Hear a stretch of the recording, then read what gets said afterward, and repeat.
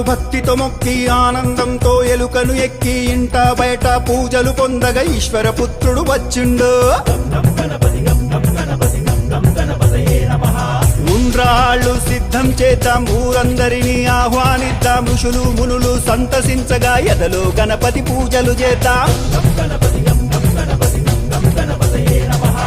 ఏనుగు తలతో వచ్చిండు, ఐశ్వర్యం మనకిచ్చిండు, ఒంటి కాలితో నాట్యం చేస్తూ ఓహో గణేశ రారాయణగా ఔరాయంటూ చూడంగా అంబ పార్వతితో వచ్చిండు, అహంకారమణి చేసిండు.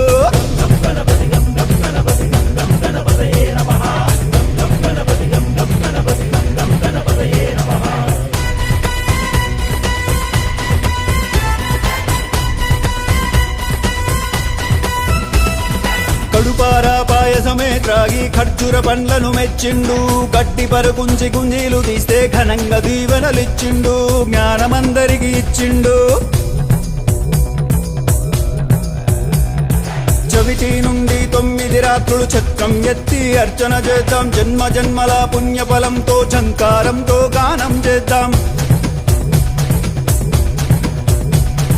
టక్కరిగాళ్లను మట్టు పెట్టి ఠం ఠమ్మని గంటలు మోగిద్దాం, తప్పుల తప్పుడు ఆగకుండా ఠం ఠమ్మని బాజా ప్రోగిద్దాం, రణమున గెలుపును సాధిద్దాం.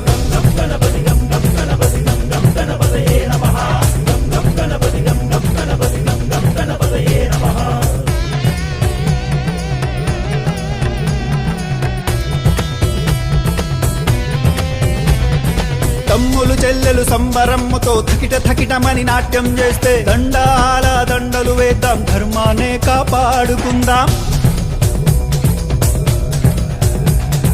నచ్చి మెచ్చిన గణపయ్య పరుగు పరుగున వచ్చనయ్యా, ఫలములు మెండుగా ఇచ్చునయా, బండెక్కించి ఊరేగిస్తే భవబంధాలు తొలగినయా.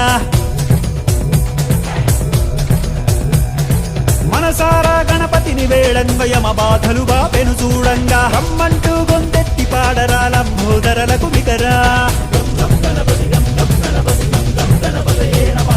వరుసగా భజనలు చేసి శరణంటూ గణపతి చేరి సకల లోకాలాధిపతిని షణ్ముఖనాథుని సోదరుని హరుడి పుత్రుడు గణపతి బొప్పను క్షమించమంటూ మొక్కుదాం, రై రై మలిసాగనంపుదాం.